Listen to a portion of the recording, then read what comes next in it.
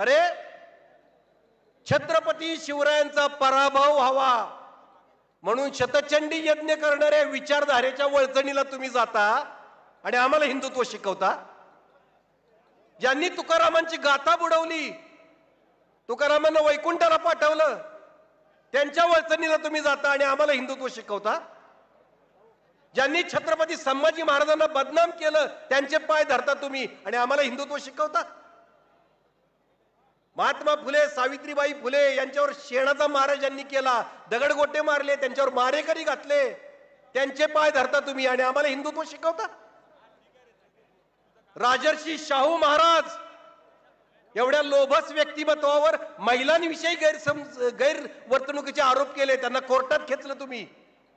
त्या विचारधारेच्या पाठीशी तुम्ही जाताय आणि आम्हाला हिंदुत्व शिकवता। डॉक्टर बाबासाहेब आंबेडकरांनी संविधान लिहिलं, ते संविधान तुम्ही नष्ट करू पाहताय, बदलू पाहताय, आम्हाला कसलं हिंदुत्व शिकवताय तुम्ही। जगद्गुरु संत तुकोबाराया असल्या लोकांसाठीच म्हणून गेले होते, नका दंत कथा येथे सांगो कोणी, कोरडे ते मानी बोल कोण, अनुभव येथे पाहिजे साचार, न चलती चार आम्हा पुढे, तुका म्हणे येथे पाहिजे जातीचे, येरगाबाळाचे काम नोहे।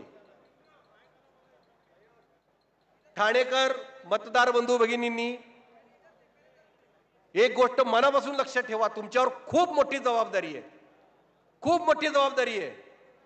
तुम्ही निवडून दिलेल्या एका लोकप्रतिनिधीनं तुमच्याच पाठीत खंजीर खुपसलाय, तुमच्याच नाही तमाम महाराष्ट्राच्या पाठीत खंजीर खुपसलाय।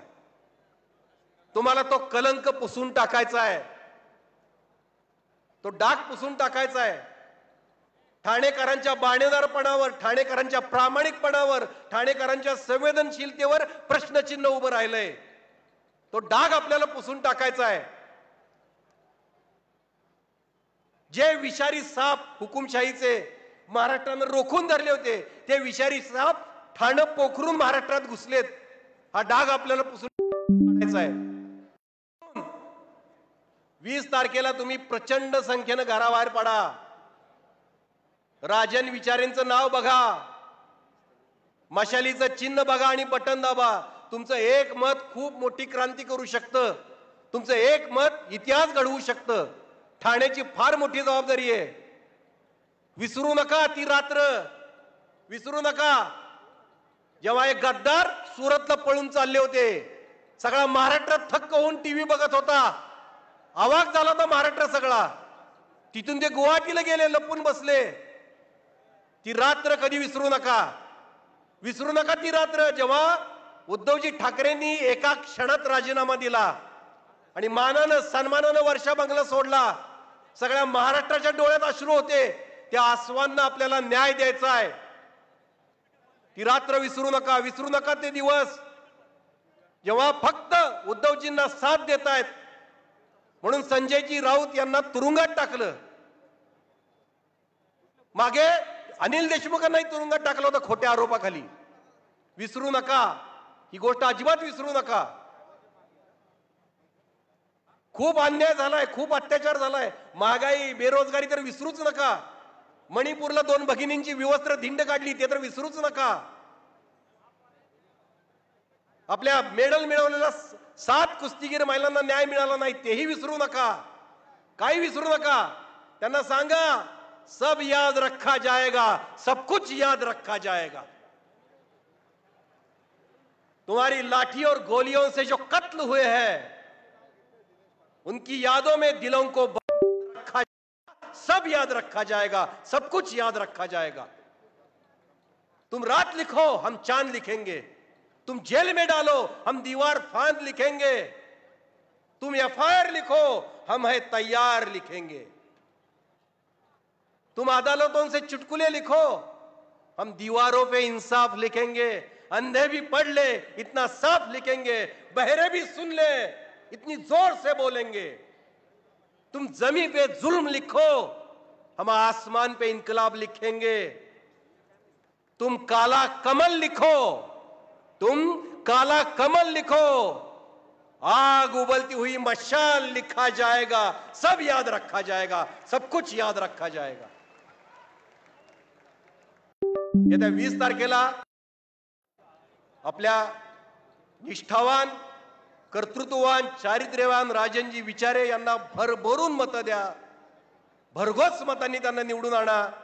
ही आपली जबाबदारी आहे, हे आपलं कर्तव्य आहे, हे विसरू नका. जय शिवराय, जय भीम, जय हिंद, जय महाराष्ट्र. त्यानंतर मी व्यासपीठावर येण्यासाठी काँग्रेसचे ज्येष्ठ नेते सुरेशभाई ठाणेकर यांनी व्यासपीठावरती यावं. सुखदेव घोलप, मोहन तिवारी, प्रवक्ते सचिन शिंदे, राहुल पिंगळे यांनी व्यासपीठावरती यावं. आपल्या आणि उपजिल्हाप्रमुख शिवसेना उद्धव बाळासाहेब ठाकरे, कृष्णकुमार कोळी यांनी व्यासपीठावरती यावं. आणि यानंतर माजी आमदार आणि काँग्रेसचे स्टार सन्माननीय मुझफ्फरजी हुसेनभाई यांना विनंती करतो की त्यांनी आपल्याला संबोधित करावं.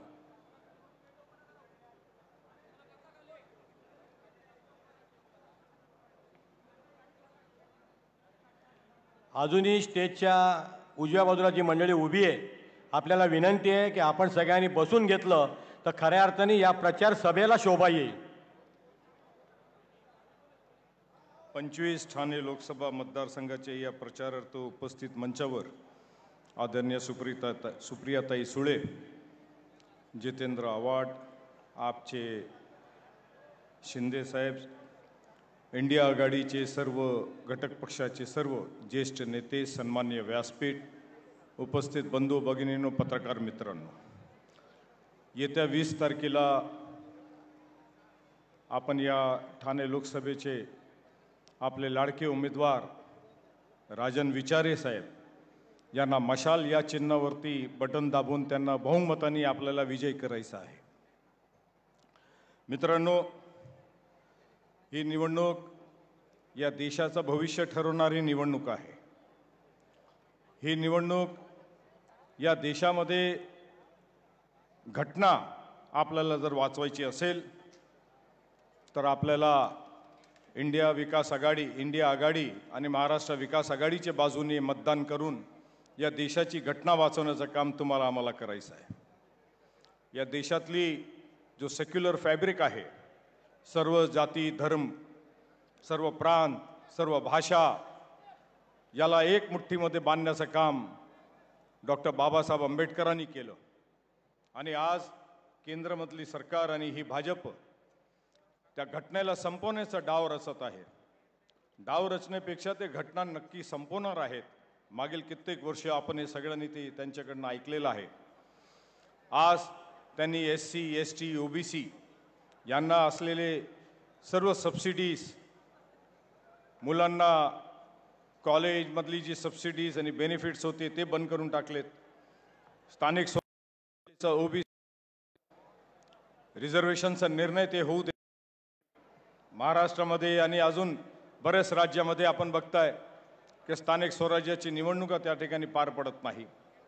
मुलांचं इंजिनिअरिंग कॉलेज असेल, मेडिकल कॉलेज असेल, या ठिकाणीचे रिझर्वेशन्समुळे त्यांना त्या ठिकाणी शिक्षणामध्ये अडचण निर्माण झालेली आहे. केंद्रामध्ये येण्याच्या आधी या मोदी सरकारने आणि भाजपाने या देशाला बरेच वायदे आणि वचनं दिली होती. काय म्हणायचे त्यावेळी की डॉलर 55 रुपये झालेले आहेत, 57 रुपये झालेले आहेत, आज डॉलर 85 रुपये झालेले आहेत. त्यावेळी गॅस 400 रुपये होते तर हे ओरडत होते. आज गॅस 1100 रुपये झाला आहे. पेट्रोल 50-60 रुपये होता, आज 100 रुपयेच्या पलीकडे गेलेला आहे. शेतकऱ्यांच्या एकही मुद्द्याला त्यांनी हात लावला नाही, मदतीचा हात पुढे केलेला नाही. MSPचा विषय त्यांनी पूर्ण केलेला नाही. बेरोजगारीच्या अंकावर आज भारतवर्ष सर्वात पुढे आहे. बेरोजगारी, अनएम्प्लॉयमेंट, वुमेन्स ॲट्रॉसिटी, महिलांवरती अत्याचार, कोणत्याही मुद्द्यावरती या सरकार खरी उतरलेली नाही. त्यांनी एक मात्र नक्की काम केलं आहे की त्यांच्या मित्रांना त्यांनी मोठा केलं. या देशातली संपत्ती त्यांनी विकली. काँग्रेसने 70 वर्षात काय केलं तर काँग्रेसने जी या देशासाठी जी संपत्ती बनवली होती ते विकण्याचं काम नक्कीच त्यांनी या ठिकाणी केलेलं आहे. आणि ते कोणाला विकलं आहे ते माझ्यापेक्षा तुम्हाला सर्वांना त्याची गोष्टीची जाणीव आहे. आज त्यांच्यावरच आरोप करू लागलेत, सांगायला लागलेत. आरोप काय तर सत्य सांगायला लागलेत की काँग्रेसला टेम्पो भरून पैसे हे देत आहे. एका बाजूला तुम्ही डिमॉनिटायझेशन केलं होतं, आणि डिमॉनिटायझेशन करत असताना आपण काय सांगितलं? या देशाचा भ्रष्टाचार संपवायचा आहे, या देशाचा उग्रवाद संपवायचा आहे, टेररिझम संपवायचा आहे. आपण ना टेररिझम संपवू शकलेत, आपण ना भ्रष्टाचार संपवू शकलेत. आज स्वतःच्या तोंडातनं आपण ते कमिटमेंट ॲक्सेप्टन्स केलं आहे की अडाणी अंबानीने हजारो कोटी रुपये काँग्रेसला दिली. हे जर तुम्ही म्हणत असतील तर याचा अर्थ तुम्ही दिलेलं वचन आणि तुम्ही केलेल्या भाष्य हे अत्यंत चुकीचं होतं आणि खोटाडा होता की या देशातला आम्ही भ्रष्टाचार संपवलाय. आज अडाणी अंबानीचा आपण इन्क्वायरी करावं, ईडी पाठवावी, इन्कम टॅक्स पाठवावं, पण ते आपण करणार नाही, कारण तुमचा त्यांच्याबरोबरचा साठा लोटा आहे.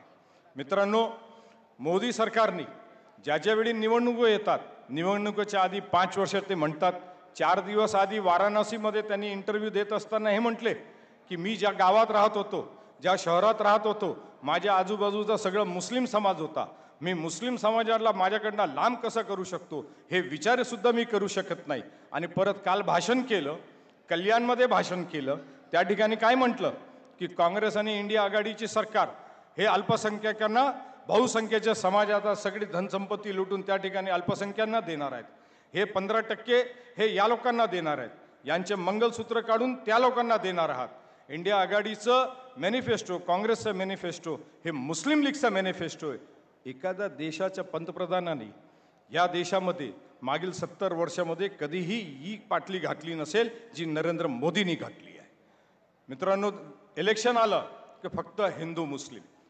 देशातली प्रगती, देशासमोर आम्ही परत 2047चा प्लॅन ठेवणार आहेत म्हणतात, 2047चा. मग आता मागील 10 वर्षामध्ये आपण काय केलं?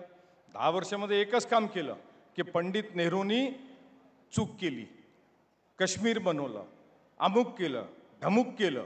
10 वर्ष तुम्ही पंडित नेहरूंनी काय चूक केली ते सांगत बसले. या इलेक्शनमध्ये तुम्ही 10 वर्षात काय केलं ते सांगण्याची ताकद तुमच्यात नाही. मित्रांनो, 2014 साली आपला रिझर्व्ह बँकचा सरप्लस 5 लाख कोटी रुपये होता, 5 लाख कोटी. रघुराज रंजननी RBI सोडलं आणि निघून गेले, कारण यांनी RBIचे 8 लाख कोटी रुपये जो सरप्लस होता, रिझर्व्ह सरप्लस होता, ते काढून घेतलं आणि ते वाटोळा करून टाकलं त्याचा. तुमच्या आमच्या डोक्यावरती देशाचा कर्ज होता साधारणतः 50 लाख कोटीच्या सुमारास. 10 वर्षामध्ये यांनी 200 लाख कोटी रुपयाचं कर्ज केलंय.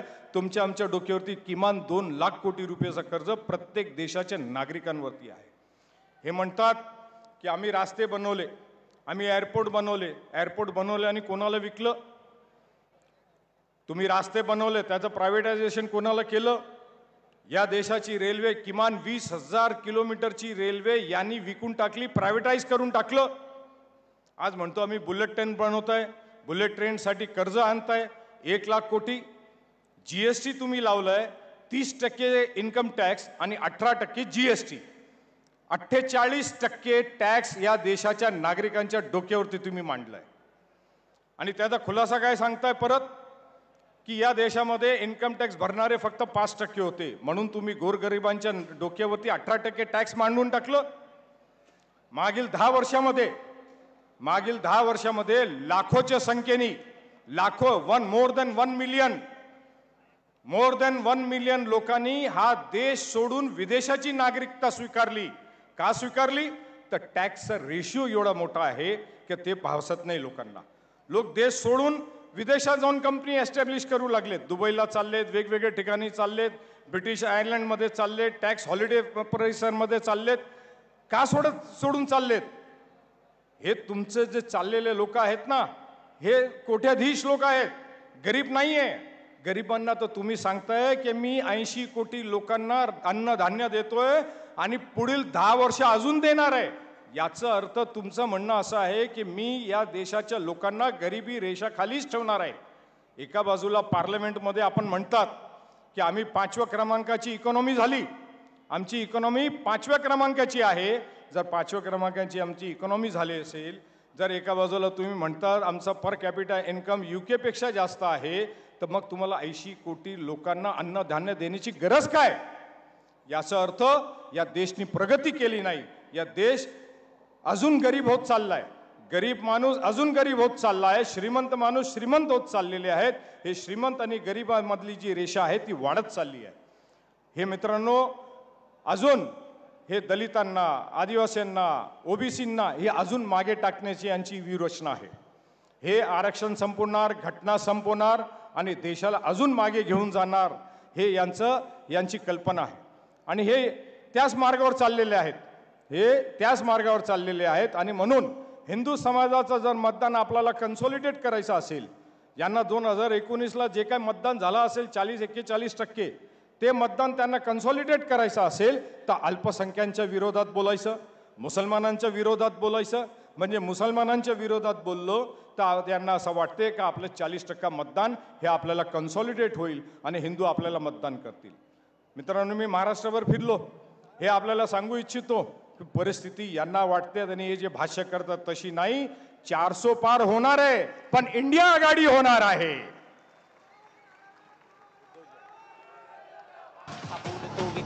जय हिंद, जय महाराष्ट्र, जय भीम. गेला बाप माझा सोडू नका साथ रे गद्दार सारे पळवा. अरे उद्धव साहेब आगे बढ़ो. मध्ये ईडीच्या घाण झाली अरे उद्धव साहेब आगे बढ़ो. ब्रँड आपला ठाकरे. उद्धव साहेब आगे बढ़ो. आपल्यामध्ये उपस्थित शिवसेना पक्ष प्रमुख, महाराष्ट्राचे माजी मुख्यमंत्री एकनिष्ठ एक सैनिक ठाण्याचा वाघ तिघे साहेबांचा मी सैनिक. ठाण्याचा वाघ तिघे साहेबांचा मी सैनिक. सामान्य जनतेपासून सत्य तुम्ही लपवले, शाखेत तुम्ही आमच्या शंडगुंड घुसवले. वाटेत माझ्या ते लाल बुंद निखारे. वाघाचा बछडा हा एकटा नडतो विचारे. वाघाचा बछडा हा एकटा नडतो विचारे.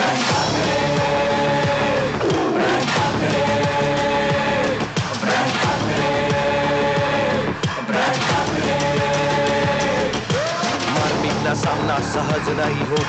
काळो की रात्र ही पण शब्द माझे जोड. स्वस्त झाले नेते आणि वाया गेलं बोट. याद राखा चोरांनो किमती माझं बोट.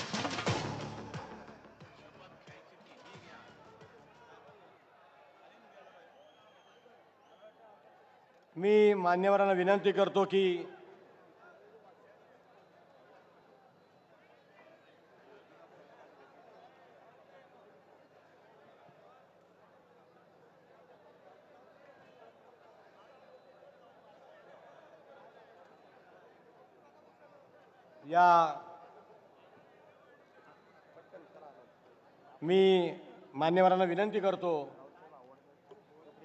सुप्रियाताई राऊत साहेब, आव्हाड साहेब यांना विनंती करतो की आपण या देशातील महान विभूतींना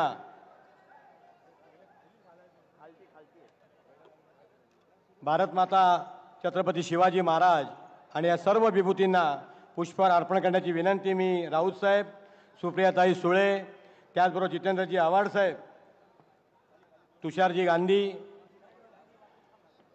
यांना विनंती करतो की आपण सर्वांनी या महान विभूतींना पुष्पहार अर्पण करायचं आहे.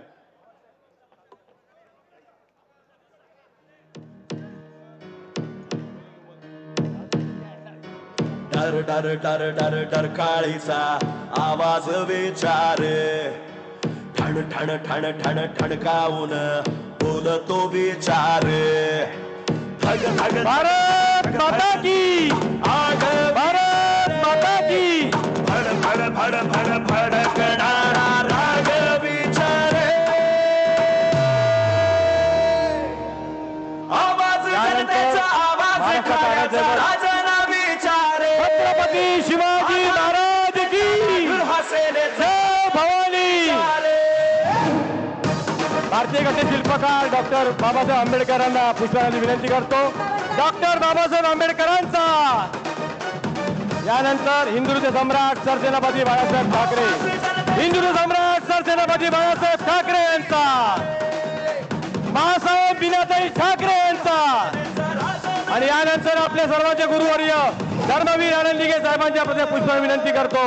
अमर रहे, अमर रहे, अमर रहे, अमर रहे. आणि यानंतर महाराष्ट्र राज्याचे माजी मंत्री, राष्ट्रवादीचे नेते सन्माननीय जितेंद्रजी आव्हाड साहेब त्याला विनंती करतो की त्यांनी आपल्याला संबोधित करावं. करणार मशालीने कोतळा.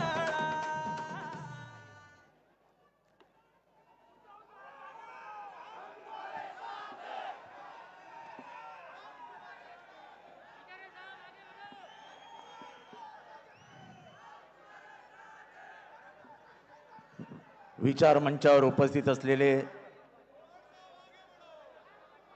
महाराष्ट्राचं लोकप्रिय नेतृत्व आणि संपूर्ण महाराष्ट्र ज्यांनी यात भूल घालून ठेवली आहे ते उद्धवसाहेब ठाकरे, राष्ट्रवादी काँग्रेसच्या नेत्या सुप्रियाताई सुळे, संजयजी राऊत, विचार मंचावर बसलेले सर्व मान्यवर आणि माझ्या बंधू भगिनींनो, महाराष्ट्रातली स्थिती काय आहे, देशातली स्थिती काय आहे हे वेगळं काही सांगायला नको. ही फेअर अँड फिअरलेस इलेक्शन व्हायला हवी असं इलेक्शन कमिशन आणि सगळ्या लोकांचं मत असतं. पण कालपासनं ठाण्यामध्ये उद्धव साहेब कालपासनं ठाण्यामध्ये अशा नोटिसेस यायला सुरुवात झाल्यात आणि या नोटिसेस अशा लोकांना येत आहेत की त्यांच्यावरती कुठलाही गुन्हा नाही. नोटीस काय म्हणते, ज्या अर्थी माझी खात्री झाली आहे, माझी खात्री झाली म्हणजे कॉन्स्टिट्यूशनपेक्षा मोठा आहे हा माणूस. मुंब्रा पोलीस ठाणे हद्दीत 20/5/2024 रोजी लोकसभेची सार्वत्रिक निवडणूक होणार आहे. मुंब्रा शहरात मोठ्या प्रमाणात मतदान केंद्र व मतदान बूथ असतात. मुंब्रा परिसर हा राजकीय दृष्ट्या अतिसंवेदनशील आहे. सतर मतदानाच्या वेळी आपण कायदा व सुव्यवस्थेचा प्रश्न निर्माण होईल आणि स्वतः प्रत्यक्ष किंवा अप्रत्यक्षरित्या हस्ते परहस्ते कोणतेही कृत्य करू नये याकरता मुंब्रा पोलीस ठाणे हद्दीत कायदा व सुव्यवस्था अबाधित राखण्यासाठी तुम्हाला 15 ते 19 मुंब्र्याच्या बाहेर राहावं लागेल. आता ह्याला कायदा कुठला लावलाय? 144(2) संविधानाचं कलम आर्टिकल नंबर 19 सेक्शन 1D, ज्याला आपण मूलभूत अधिकार म्हणतो, त्या मूलभूत अधिकारामध्ये भारताचा कुठलाही नागरिक हा कधीही कुठेही जाऊ शकतो, कुठेही राहू शकतो आणि कुठेही स्थायिक होऊ शकतो. आता हा जो सही करणारा माणूस आहे हा काय डॉक्टर बाबासाहेब आंबेडकरांपेक्षा मोठा आहे काय? पण ही दडपशाही सुरू झाली आहे साहेब. ह्या अशा नोटिसेस फक्त आम्हाला का, आमच्या कार्यकर्त्यांना का? या नाक्यावरती पोलिसांच्या समोर 2 गँगमध्ये मारामारी झाली. निवडणुकीचा फॉर्म भरत असताना एकावरही कारवाई केली नाही पोलिसांनी. मग आम्हाला नोटीस कशासाठी साहेब? मी सांगितलंय त्यांना, ह्या अशा नोटिसेस दिल्या तर आम्ही उद्या बंदची हाक देऊ आणि बंद करू. जर उद्या कायदा आणि सुव्यवस्थेचा प्रश्न निर्माण झाला तर त्याचे हे सगळे परिणाम पोलिसांना भोगावे लागतील. पोलिसांनी दादागिरी करू नये. फ्री अँड फेअर इलेक्शन होऊ द्या. पोलिसांचं निवडणुकीत मध्ये पडण्याचं कुठलंही काम नसतं. राज्यकर्त्यांचे हस्तक म्हणून वाकू नका. तुमच्या ड्रेसचा आम्हाला कळतं की तुमच्यावर जबरदस्ती आहे, तुम्ही काहीच करू शकत नाही, पण तुम्ही काहीच करू शकत नाही म्हणून कायदा वाकवू नका. हा कायदा जसा आहे तसा राहू द्या. निवडणूक शांततेने चालली आहे, ती शांततेने चालू द्या. तुम्हाला जर वाटत असेल की सत्तेला कोणी घाबरतं तर आम्ही गांधीजींची औलाद आहोत. मीठ उचलून कायदा भंग करून या देशामध्ये मिठावरचा टॅक्स कमी केलेली माणसं आहोत. तेव्हा असल्या नोटीस बिटीसला आम्ही मानत नाही. त्या आम्ही अशा फेकून रस्त्यावर टाकणार आहोत. आणि ज्याला तुम्ही नोटीस दिली आहे, मी आज इथे जाहीर करतो, ज्याला त्यांनी नोटीस दिली आहे तो उद्यापासून माझ्या गाडीत फिरणार आहे, तो माझ्या घरी राहणार आहे. हिम्मत असेल तर अटक करून दाखवा. काय लावलंय काय साहेब? गेले 2.5 वर्ष सहन करतोय. माझ्यावर 7 खोटे गुन्हे टाकले. अरे बाबा तेव्हा ठीक आहे हो, पण निवडणुकीत तुम्ही घाबरवताय म्हणजे एवढी पायाखालची वाळू घसरली आहे साहेब. एखादा फिल्म दाखव, हे फिल्म तयार आहे का रे? आज दुपारी मला एका बाईनी बोलवलं, शिवसैनिक शेंडगे नावाच्या बाईनी. त्या आनंदनगरमध्ये बिचारीनी एक असं घराच्या समोर पायरी टाकली होती. ती विचारे साहेबांचा जोरदार प्रचार करते. सकाळी तिथे महापालिकेचे कर्मचारी गेले आणि तिच्या पायऱ्याच तोडून टाकल्या. हे कुठले राजकारण? हे इतकं गलिच्छ राजकारण ठाण्यात सुरू आहे. मोहितेबाई कुठे आहेत? मोहितेबाई जरा उठा ना, उभ्या राहा ना, लोकांना दिसू द्या ना. उठ्या ना, उभा मी सांगतो उभ्या राहा. साहेब, ह्या आपल्या कार्यकर्त्या, यांचं बिचाऱ्यांचं पोळी भाजीचं दुकान, यांनी तुम्हाला समर्थन दिलं म्हणून त्यांच्या उत्पन्नाचं साधनच तोडून टाकलं आणि सगळ्या ठाण्यात घडत होतं. मावडीची एवढीच विनंती आहे लोकांना, जर ते कायदा हातात घेणार असतील तर आपल्यालाही कायदा हातात घ्यावा लागेल. आणि म्हणूनच त्यांना संविधान काढायचं आहे. या संविधानातले सगळे कायदे हे लोकांच्या हक्कांसाठी आहेत. म्हणूनच त्यांना लोकशाही काढून टाकायची आहे. कारण का आपल्या देशातली संसदीय प्रणाली ही प्रत्येक राज्याला दिल्लीत पाठवून दिल्लीत देशाचा कारभार पाहण्याचा अधिकार देते. त्यांना सगळ्यांना दिल्लीत जाऊ द्यायचं नाही आहे. त्यांना दिल्लीत बसून कारभार चालवायचा आहे. तो आम्हाला मान्य नाही.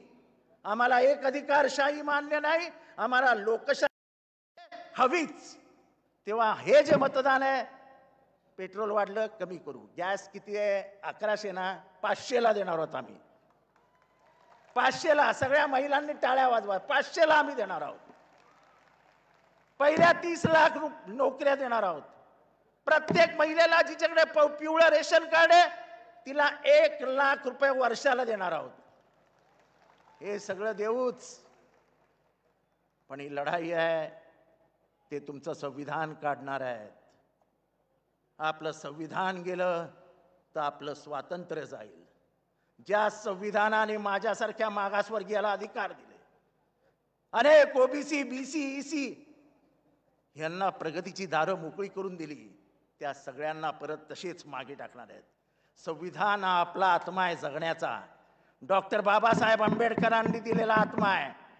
रक्त सांडलं तरी चालेल, रक्ताचे पाठ वाहिले तरी चालतील, पण कुठल्याही परिस्थितीत संविधान बदलू देणार नाही. कुठल्याही परिस्थितीत लोकशाहीचा हक्क गमावणार नाही. आणि म्हणून ही निवडणूक हे कमी करू, ते कमी करू, हे देऊ, ते देऊ ह्याच्यासाठी नाही आहे. ही निवडणूक लोकशाही विरुद्ध हुकुमशाहीमध्ये, जनता विरुद्ध बीजेपी अशी सुरू झाली आहे. जनतेने निवडणूक हातात घेतली आहे. आता फक्त 2 तारखेला जाऊन, आपलं 20 तारखेला जाऊन राजन विचारे यांच्या मशाल या निशाणीवर बटन दाबून राजन विचाऱ्यांच्या विचारांना आणि उद्धव ठाकरे, शरद पवार आणि राहुल गांधी यांना एकत्रितपणाने भारत हातात देण्याची कामगिरी करूया. एवढंच बोलतो, रजा घेतो. जय हिंद, जय महाराष्ट्र, जय भीम.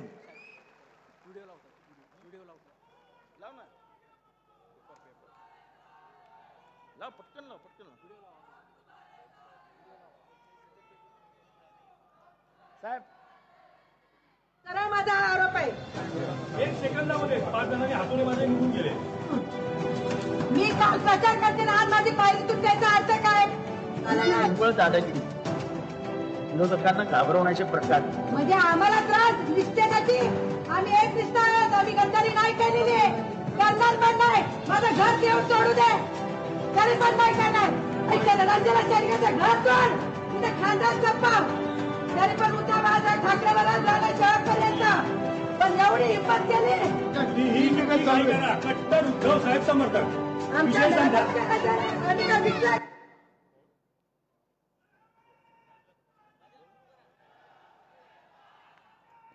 महाराष्ट्राचं आराध्य दैवत छत्रपती शिवाजी महाराजांना वंदन करून भारतरत्न डॉक्टर बाबासाहेब आंबेडकर, हिंदू हृदय सम्राट शिवसेना प्रमुख बाळासाहेब ठाकरे आणि आमचे गुरुवर्य धर्मवीर आनंद दिघे साहेब यांच्या स्मृतीस वंदन करून या 25 ठाणे लोकसभा मतदारसंघाच्या या प्रचार सभेला उपस्थित असलेले सन्माननीय माजी मुख्यमंत्री आणि शिवसेनेचे पक्षप्रमुख आदरणीय उद्धव ठाकरे साहेब, सन्माननीय आमचे शिवसेनेचे नेते आदरणीय संजय राऊत साहेब, त्याचबरोबर या ठिकाणी उपस्थित असलेल्या आमच्या सुप्रियाताई सुळे मॅडम आणि सन्माननीय मुझफ्फर हुसेन साहेब, जितेंद्र आव्हाड साहेब आणि या मंचावर असलेले सर्व मान्यवर, सर्व पक्षाचे कार्यकर्ते, पदाधिकारी आणि समोर बसलेले सर्व निष्ठावंत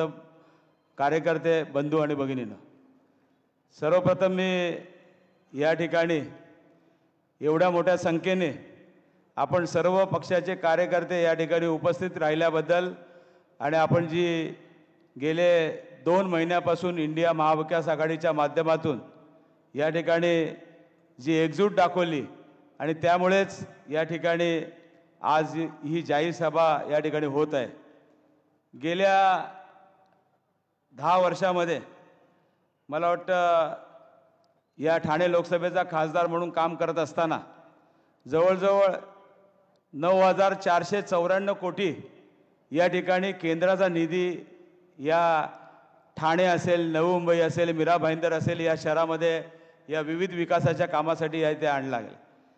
त्याचबरोबर या जे नवीन ठाण्याचं रेल्वे स्थानक आहे, ज्यावेळेला 2014ला मी निवडून आल्यानंतर पहिल्यांदाच पार्लमेंटमध्ये मी महापौर असताना एक विजन डॉक्युमेंट त्या ठिकाणी केलं होतं आणि त्या विजन डॉक्युमेंटमध्ये या जवळजवळ 7 ते 8 लाख लोक या ठिकाणी रेल्वेने प्रवास करत असतात जीव मुठीत घेऊन, आणि त्याकरता ठाणे आणि मुलुंडच्या इथे रेल्वे स्टेशन असावं असं त्या रिपोर्टमध्ये म्हटलं होतं. आणि त्याचा पाठपुरावा करून मी पार्लमेंटमध्ये ही परिस्थिती त्या ठिकाणी सांगितल्यानंतर त्यावेळचे रेल्वे मंत्री सुरेश प्रभू यांनी पुढच्या रेल्वे बजेटमध्ये या ठाणे आणि मुलुंडच्या दरम्यानच्या रेल्वे स्टेशनला मंजुरी दिली.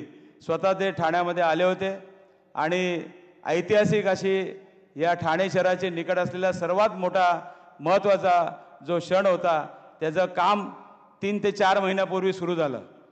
पण ह्याचं क्रेडिट राजन विचारायला मिळणार होतं म्हणून आमच्या मिंदेंनी त्या ठिकाणी मला क्रेडिट मिळू नये म्हणून त्या ठिकाणी पत्रे लावून आतमध्ये काम सुरू केलं.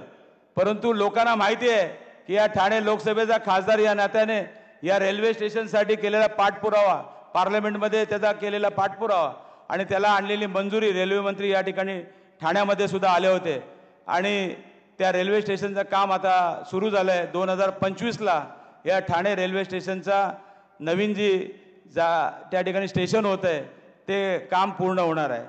त्याचबरोबर ठाणे येथे ऐतिहासिक असं रेल्वे स्टेशन आहे.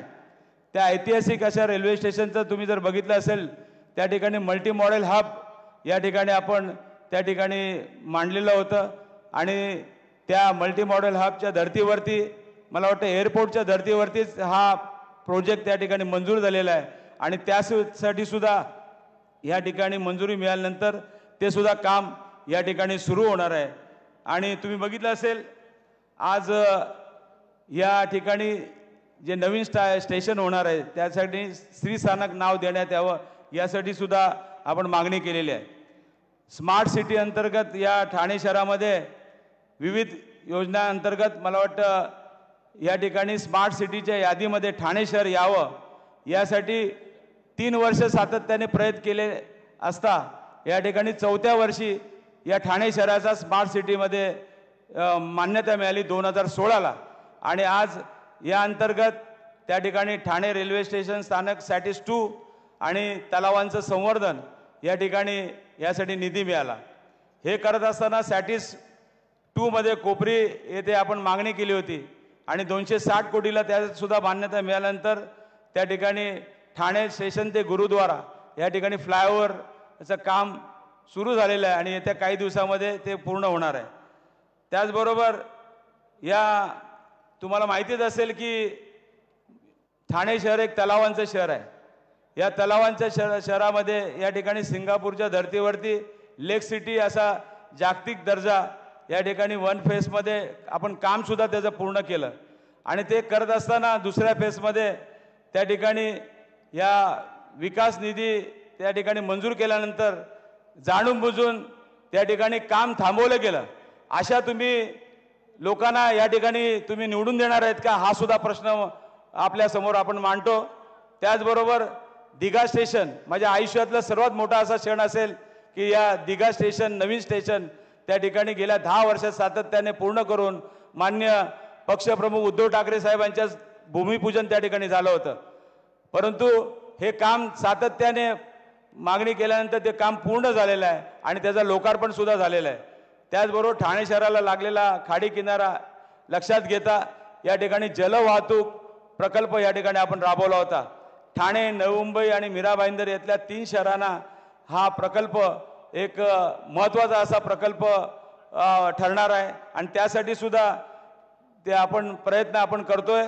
भाईंदर ते वसई रोरो सेवा या ठिकाणी सुरू केलेली आहे. तुम्ही बघितलं असेल भाईंदरला वसईला जाण्याकरता जवळजवळ 2 तास लागतात, परंतु 10 ते 15 मिनिटामध्ये roro service Bhayandar to Vasai या ठिकाणी काम पूर्ण झालेलं आहे आणि त्याची लोकार्पण सुद्धा आपण केलेलं आहे. त्याचबरोबर तुम्ही बघितलं असेल साकेत ते गायमुख गेले कित्येक वर्षापासून हा प्रकल्प रखडला होता. 1.9 किलोमीटरच्या या एअरफोर्सच्या जमिनीवरती सातत्याने 13 वर्ष आपण प्रयत्न करत होतो. सातत्याने 10 वर्ष त्या ठिकाणी 3 रेल्वे मंत्री, रक्षा मंत्री त्या ठिकाणी बदलले आणि त्यांच्याकडे सातत्याने मागणी केल्यानंतर मला वाटतं पर्रीकर साहेबांनी याला मान्यता दिली आणि या सर्वात महत्त्वाचा प्रकल्प म्हणजे आज घोडबंदरवासी जे आहेत आपल्या ठाणे शहरातले त्यांना यापासून वाहतूक कोंडीपासून त्यांना मुक्ती मिळणार आहे आणि हा प्रकल्पसुद्धा येत्या काही दिवसामध्ये सुरू होणार आहे. त्याचबरोबर ऐरोली ते काटे हा 2800 कोटीचा प्रकल्प या ठिकाणी कामं पूर्ण होत आलेला आहे आणि 5-6 महिन्यामध्ये ते सुद्धा त्या ठिकाणी सुरू होणार आहे. अशा पद्धतीने या ठाणे शहराचा असेल, नवी मुंबई असेल, त्याचबरोबर मीरा भाईंदरमधले सर्वात महत्त्वाचे असे प्रश्न असतील जे केंद्र सरकारच्या माध्यमातून असेल, राज्य सरकारच्या माध्यमातून असेल, त्याचबरोबर महानगरपालिकेच्या माध्यमातून असेल, हे सर्व प्रकल्प करण्याचं काम गेल्या 10 वर्षामध्ये आपण केलेलं आहे आणि मला खात्री आहे की येणाऱ्या या निवडणुकीमध्ये या ठाणे, मीरा भाईंदर आणि या नवी मुंबई या सर्व 3 शहरातल्या लोक या ठिकाणी मतदार जे आहेत या 10 वर्षात केलेल्या कामाच्या जोरावरतीच मला तिसऱ्यांदा या ठाणे लोकसभेचा खासदार म्हणून निवडून देतील असा विश्वास या ठिकाणी मी व्यक्त करतो. साहेब एकच सांगतो, आता जे आव्हाड साहेबांनी सांगितलं मला वाटतं थोडे दिवस शांत होतं, परंतु आता इलेक्शन सुरू झालेले आहेत. कार्यकर्त्यांवरती खोट्या केसेस दाखल करायचं काम त्यांच्या माध्यमातून चालू आहे. आजच आमच्या महिला पदाधिकारी त्या ठिकाणी त्या मस्केच्या वार्डामध्ये त्या ठिकाणी काम चांगलं करतात, घरोघरी जाऊन प्रचार करतायत आणि त्या कार्यकर्त्याच्या महानगरपालिकेचे अधिकारी आणून त्या ठिकाणी तोडण्याचं त्यांनी जे काम केलेलं आहे, मला वाटतं या महानगरपालिकेच्या अधिकाऱ्यांना पण सांगू इच्छितो की आज तुम्ही ज्या पद्धतीने हे काम करताय तर नक्कीच या ठिकाणी तुमच्या नोकरी पण तुम्ही सांभाळा असा या ठिकाणी मी त्यांना इशारा देत आहे. आज तुम्ही बघितलं असेल धर्मवीर नावाचा पिक्चर काढला या मंडळी आणि तुम्ही बघितलं असेल 9 वर्ष झाले त्या पिक्चरला आणि सातत्याने तुम्ही बघितलं असेल त्या आत्ता 4-5 दिवसापूर्वी सांगितलं की हा धर्मवीर पिक्चर मी जो काढलेला होता त्यामध्ये काहीतरी खोटं दाखवलेलं आहे. अरे तुम्ही लोकांना उल्लू बनवायचं काम करतायत. ज्या शिवसैनिकांनी, ज्या दिघे साहेबांनी, ज्या हिंदू हृदय सम्राट शिवसेना प्रमुख बाळासाहेब ठाकरे यांनी या जवळजवळ 56 वर्ष ही 1966 साली ही शिवसेना स्थापन केल्यानंतर ज्या पद्धतीने आज ही संघटना मराठी माणसाच्या न्यायकासाठी, सर्वसामान्याच्या न्यायकासाठी ही संघटना त्या ठिकाणी काम करत असताना आज जो तुम्ही जे काम केलेलं आहे, ज्या मतदारांच्या त्याचबरोबर पक्षप्रमुखांच्या विश्वासघात केलेला आहे, मला वाटतं ही जनता या निवडणुकीमध्ये तुम्हाला त्याची जागा नक्कीच दाखवतील असा विश्वास या ठिकाणी मी व्यक्त करतो. त्याचबरोबर जे आता उमेदवार आहेत या उमेदवारांचे प्रताप साहेब भरपूर आहेत. या ठाणे महापालिकेमध्ये साहेब 5250 कोटीचं बजेट आहे आणि आज या महापालिकेला लुटून खाल्लं साहेब 2.5 वर्षामध्ये. आज जवळजवळ या महापालिकेमध्ये तुम्ही बघितलं असेल परिवहन व्यवस्था ढेपाळलेली आहे. नुकतेच कळवा हॉस्पिटल होतं, त्या कळवा हॉस्पिटलमध्ये एका रात्रीत 18 जणांचा मृत्यू पावला. परिवहन सेवा आहे त्या परिवहन सेवेला सुद्धा ज्या परिवहन सेवेचे सल्लागार म्हणून त्या ठिकाणी मुख्यमंत्री आहेत, ती परिवहन सेवा जी आहे ती सुद्धा आता शेवटचा घटक त्या ठिकाणी मोजते. आणि तुम्ही बघितलं असेल परिवहन सेवेमध्ये जवळजवळ 1250 कर्मचाऱ्यांचं गेल्या 12 वर्षापासून देणं त्या ठिकाणी बाकी आहे. अशा पद्धतीने या ठाणे महापालिकेला संबंध जो कारभार आहे ती गोल्डन गँगचा प्रमुख या ठिकाणी मला वाटतं उभा आहे. या ठाणेकरांना सर्व माहिती असेल की या कशा पद्धतीने या ठाणे महापालिकेला लुटण्याचं काम या माध्यमातून केलेलं आहे. साहेब आता इलेक्शन आता आहे, या इलेक्शनमध्ये सुद्धा बघितलं असेल इलेक्शन फंड गोळा करण्यासाठी या ठाण्यातल्या व्यापारी त्याचबरोबर आमचे ज्वेलर्स असतील, छोटे मोठे उद्योजक असतील, त्यांना धमकवण्याचं काम चालू आहे साहेब. आणि त्या ठिकाणी पैसे उकळण्याचं काम चालू आहे. मला वाटतं मी या ठाण्यातल्या व्यापाऱ्यांना सांगू इच्छितो की तुम्ही फक्त ही 20 तारीख जाऊ दे, 4 तारखेला हा निर्णय आल्यानंतर या व्यापाऱ्यांना आम्ही दिलासा देण्याचं काम नक्कीच या माध्यमातून आपण करू. आज तुम्ही बघितलं असेल, आज आमच्या या ठिकाणी गुजराती बांधव या ठिकाणी राहतात. आज तुम्ही बघितलं असेल सूरज परमार केस, या सूरज परमार केसमध्ये सुद्धा या ठिकाणी ज्यांची नावं आहेत आज ते या इलेक्शनला उभे आहेत. हा गुजराती समाज विसरलेला नाही आणि या गुजराती समाजाला न्याय देण्याचं काम या शिवसेनेच्या माध्यमातून, महाविकास आघाडीच्या माध्यमातून आम्ही नक्कीच देऊ. आणि जनता ही उघड्याडोळ्याने बघते आणि नक्की खात्री आहे की या निवडणुकीमध्ये त्यांची जागा त्यांना दाखवली जाईल. आणि मी आपल्याला विनंती करतो की आपण या ठाणे लोकसभेचा खासदार म्हणून तिसऱ्यांदा मला लोकसभेचा या खासदार म्हणून निवडून द्याल असा विश्वास या ठिकाणी व्यक्त करून माझे 2 शब्द संपवतो. जय हिंद, जय महाराष्ट्र, वंदे मातरम. आणि यानंतर शिवसेना नेते खासदार सन्माननीय संजयजी राऊत साहेब यांना विनंती करतो, टाळ्यांच्या गजरामध्ये आपण राऊत साहेबांचं स्वागत करूया. आदरणीय पक्षप्रमुख उद्धवजी ठाकरे, व्यासपीठावरील सर्व महाविकास आघाडीचे मान्यवर, आपण पक्षप्रमुख उद्धव ठाकरे यांचं भाषण ऐकण्यासाठी जमलेला आहात. मी देशावर बोलणार नाही, महाराष्ट्रावर बोलणार नाही. देशाचे प्रधानमंत्री येऊन इथे भाषण करतात, तेही देशावर बोलत नाहीत, देशाच्या प्रश्नावर बोलत नाही. पण मी ठाण्यावर बोलणार आहे आणि फक्त 1 मिनिटं बोलणार आहे. कारण ठाण्यामध्ये देशाची लढाई सुरू आहे. इथे निष्ठावंत राहील की गद्दार राहील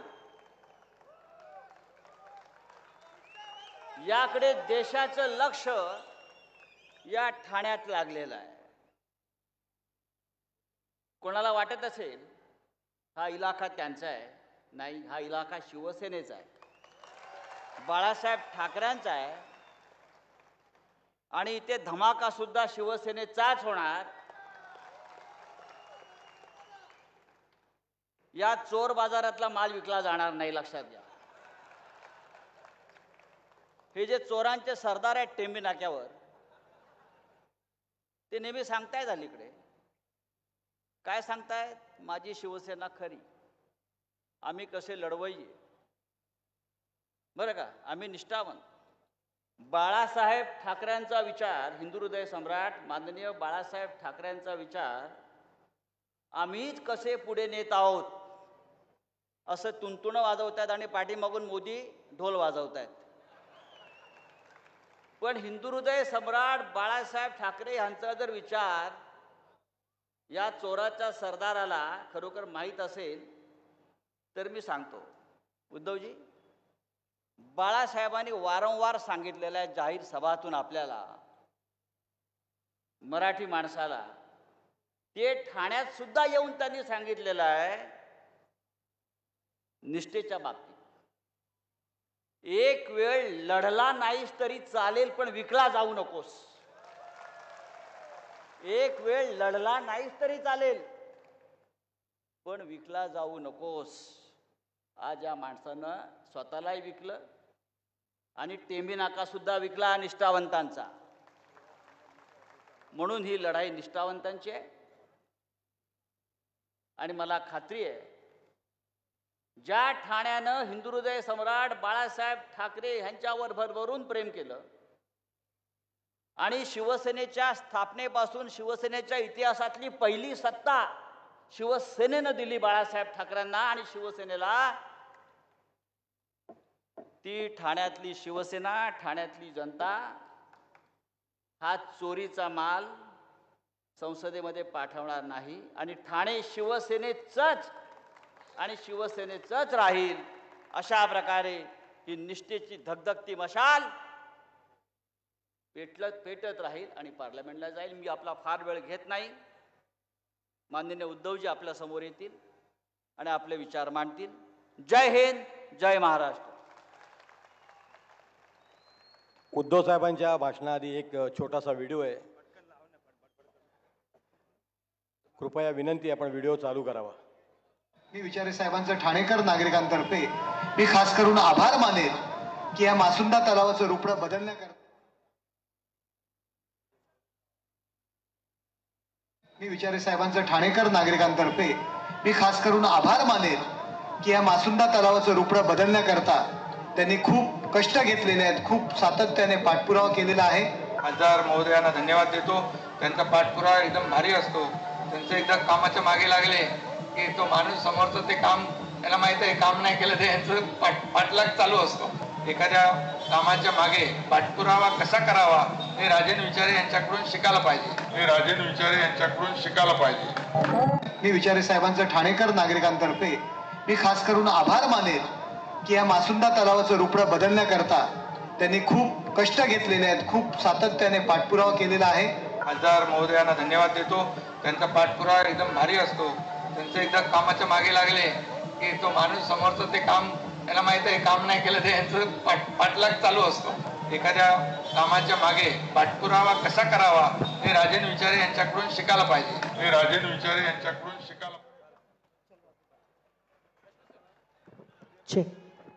आणि यानंतर शिवसेना पक्षप्रमुख आदरणीय उद्धव साहेब आगे बढ़ो.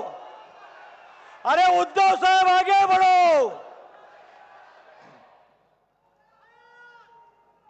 व्यासपीठावरील सर्व मान्यवर आणि जमलेल्या माझ्या तमाम देशभक्त बांधवांनो, भगिनींनो आणि मातांनो, हल्ली काय होतंय, कोणत्या तरी एका शब्दाचा अर्थाचा अनर्थ केला जातो. आणि मी नाशिकच्या सभेत काल याचं स्पष्टीकरण देण्याची गरज नाही. मी नेहमी माझ्या भाषणाची सुरुवात जमलेल्या माझ्या तमाम हिंदू बांधवांनो, भगिनींनो आणि मातांनो अशी करतो. पण आता देशाची लढाई आहे म्हणून मी देशभक्त हा शब्द वापरला. तर या आता गद्दारांचा चेहरा पाहिला तुम्ही. मी सांगितलं बंद कर रे, हे गद्दार नकोत मला आता. त्यांच्याकडनं झालेली स्तुती पण नको आणि त्यांचे चेहरे पण नकोत. मग यांनी सुरू केलं, हे बघा काँग्रेस बरोबर गेले आणि हिंदू शब्द बोलायला विसरून गेले. मग त्यांना मी विचारतोय, हिंदू काय देशभक्त नाही आहेत काय? आणि तुम्ही सुद्धा कोण आहात? तुम्ही नमो भक्त आहात, तुम्ही थोडीच देशभक्त आहात. हे सगळे जे आता फिरतायत सगळीकडे, हे तसं पाहिलं तर नमो रुग्ण आहेत. कारण यांना खरं काय ते दिसतच नाहीये. तुमच्या समोर आता प्रश्न आहे. आपल्याकडे येण्याच्या आधी मी डोंबिवलीमध्ये गेलो होतो. काय कोणास ठाऊक, 2 दिवसापूर्वी सभा होती, त्याही वेळेला वादळ झालं. मधले 2 दिवस चांगले गेले. आज डोंबिवलीत पोहोचलो, परत तिकडे तुफानी पाऊस, इकडे पण पाऊस झालाय. म्हटलं कोण परत गुवाहाटीला गेलं की काय रेडा कापायला, यांची सभा होऊ नये म्हणून. पण त्यांना कल्पना नाही, तुम्ही किती रेडे कापले तरी आम्ही सुद्धा काय कमकुवत आशीर्वाद घेऊन जन्माला नाही आलेलो. मी भाषणाला सुरुवात केल्यानंतर पाऊसच थांबला. मग त्याने त्याच्या बाबाला फोन केला, अरे बाबा तू काय केलंस, पाऊस कसा थांबला? बाबा बोलला, अरे माझीच पॅन्ट भिजलेत, मी काय करू. हे पावसामध्ये कारण बाबा होता ना तिकडे. कोण बाबा तुम्हाला माहिती आहे. हे जाऊ दे. असे सगळी ज्यांच्यामध्ये आत्मविश्वास नाही अशा लोकांनी शिवसेनेबरोबर टक्कर घेण्याची हिंमत करू नये. हे सगळे शिवसैनिक बघा कसं आणखीन उसळून वर आलेलं आहे. हे सगळे गद्दार गेले एका अर्थी बरं झालं, सगळी घाण गेली. आणि महाराष्ट्रामध्ये मी फिरतोय, बहुतेक जिथे जिथे गद्दारी झाले तिथे लोक नवीन लोक येत आहेत आणि मला सांगतात की साहेब आम्ही यांच्यामुळे शिवसेनेत येत नव्हतो. म्हटलं बरं झालं, सडलेली पानं झडली ती बरं झालं. सडलेली पानं आहेत. आणि मला राजन तुमचं जाहीर कौतुक करायचंय की तुमच्या वाटेला येतोस का विचारायला कोणी गेलं नाही. नाहीतर तुम्हाला सुद्धा खोक्यांची ऑफर झाली असती. याला निष्ठा म्हणतात, याला शिवसेना प्रमुखांचा आणि आनंद दिघेंचा शिवसैनिक म्हणतात. आनंद दिघेंची तुलना कोणी करू नये. आनंद दिघेंचं एक वेगळंच रूप होतं, त्यांचं काम वेगळं होतं. नुसतं फोटो पुरते दिघे साहेब आणि हिंदू हृदय सम्राट करून चालत नाही. म्हणजे आज जे त्यांचं चाललेलं आहे नुसतं फोटो लावतायत. बाळासाहेबांच्या नावाने आता मोदींना मतं मागावी लागतायत. हे गद्दार जे चालले होते मला सांगत होते की उद्धवजी आपण मोदींचे फोटो लावून निवडून आलो. हे तुमचे उपमुख्यमंत्री सुद्धा, काय त्यांचं नाव, टरबूज.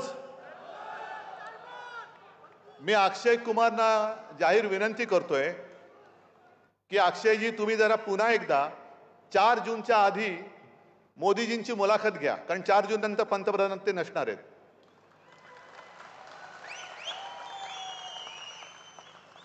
आणि 4 जूनच्या आधी मुलाखत घेतल्यानंतर त्या मुलाखतीत एक प्रश्न जरूर विचारा, जसा तुम्ही गेल्या मुलाखतीत विचारला होता की तुम्ही आंबा कसा खाता,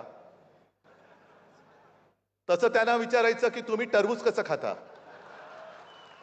कापून खाता की आणखीन कसा वेगळ्या प्रकारे खाता, जरा विचारा, कारण नंतर काय भाव नसणार आहे.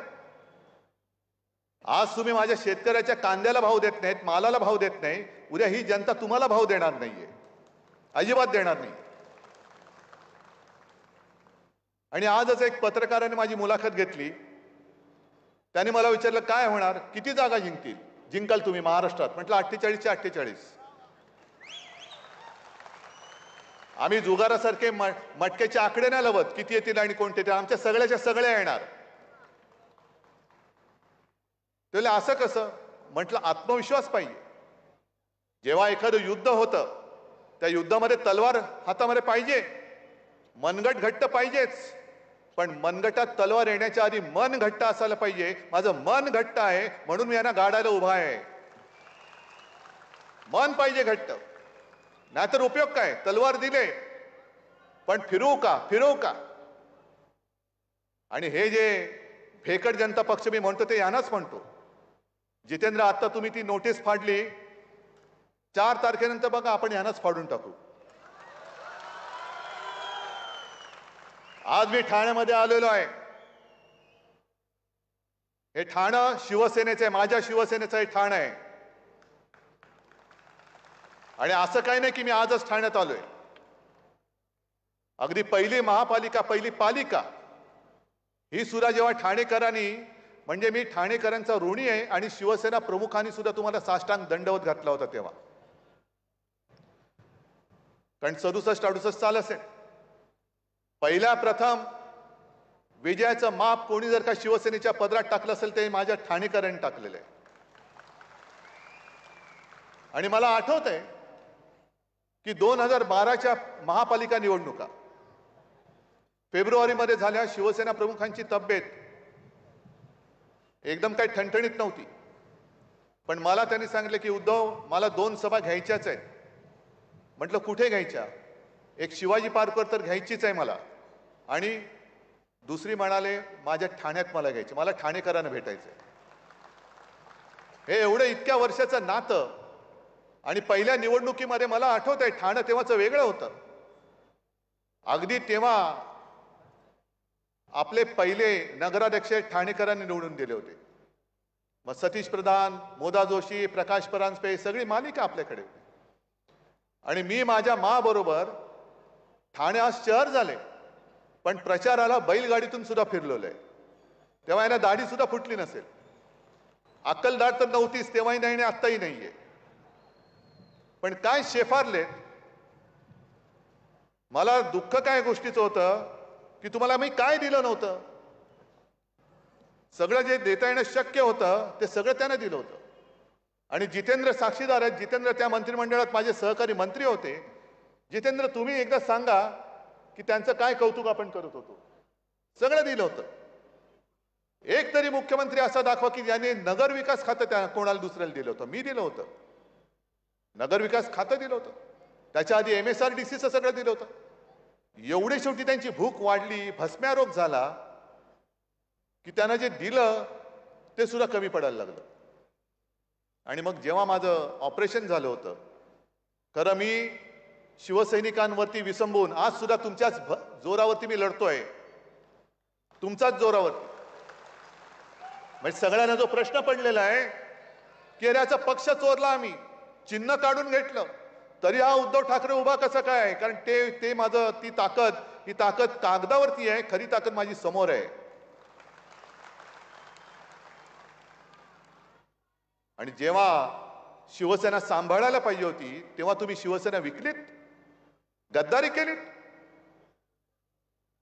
नरेंद्र मोदी आणि अमित शहा, नरेंद्र मोदींचं काय झालं मला कळत नाहीये. कधी असं कधी तसं, कधी तसं कधी असं. आजच मला पत्रकारांनी दुसरा प्रश्न विचारला. TV9नीच ती एक त्यांची क्लिप दाखवली की उद्धव ठाकरे हे बाळासाहेबांचे वारसदार आहेत का. ते म्हणाले हो त्यांचे ते पुत्र आहेत. मग नंतर म्हणतात नकली संतान, परत म्हणतात नकली सेना. मी कालही बोललो, परवाही बोललो, आजही बोलणार, उद्याही बोलणार. जो कोणी माझ्या शिवसेनेला नकली म्हणेल तो माणूस कोणी असला तरी तो बेअकली आहे. तो बेअकलीच माणूस म्हणायला पाहिजे. कारण स्वतः शिवसेना प्रमुखांनी या माझ्या सोन्यासारख्या शिवसेनेची जबाबदारी स्वतःहून माझ्याकडे दिली. मोदीजी तुमच्या परमिशनची गरज नव्हती आणि नाही, आवश्यकताच नाहीये. पण आज तुमचे जे काही चाललंय बाळासाहेबांचे माझ्यावरती खूप उपकार आहेत. ते उपकार तुम्ही असे फेडता. तुमची ज्या वेळेला राजकीय क्षितिजावरती हिंदुस्थानच्या ओळख सुद्धा झालेली नव्हती तेव्हा फक्त एकट्या आणि एकट्या हिंदू हृदय सम्राटांनी तुमची पाठराखण केली होती. ते विसरलात तुम्ही. नाही, तो त्यांचा खासगी प्रश्न आहे.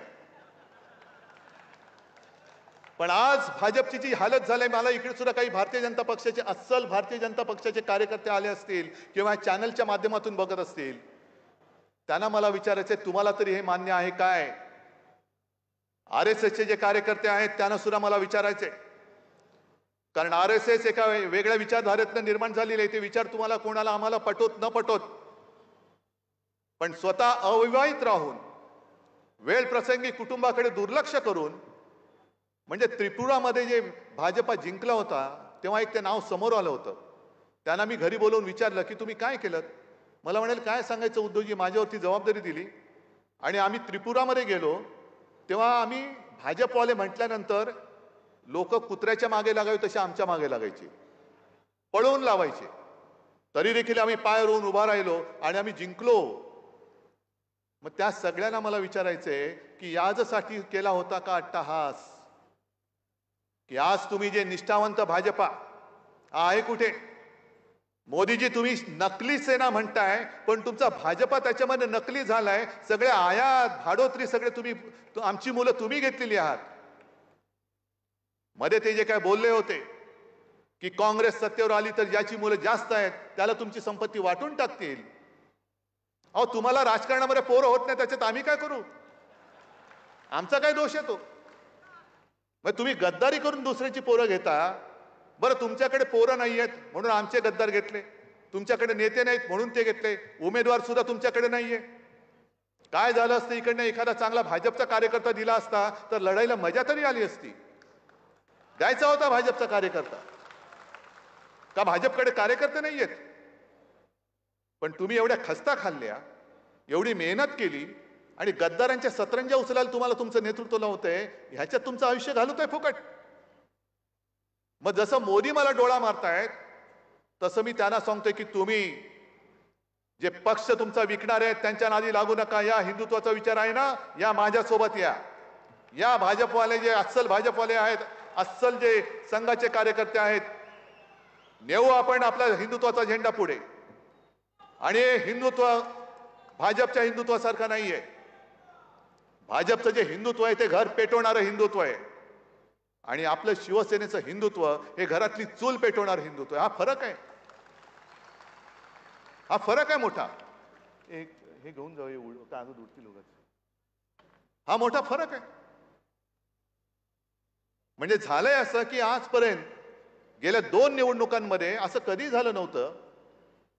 मोदी बोलायचा आणि देश हालायचा. आता मोदी एकटेच हालतायत, देश हालतच नाहीये. सगळीकडे फिरतायत, वणवण करतायत. हे असं का झालं? पहिल्यांदा त्यांनी नारा काय दिला, अबकी बार 400 पार. तुम्ही काय बोललात? अबकी बार तडीपार.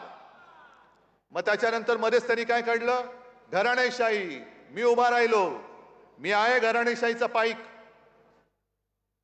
आता त्या घरामध्ये माझा जन्म झाला. मोदीजी तुमच्या पोटात का दुखतं?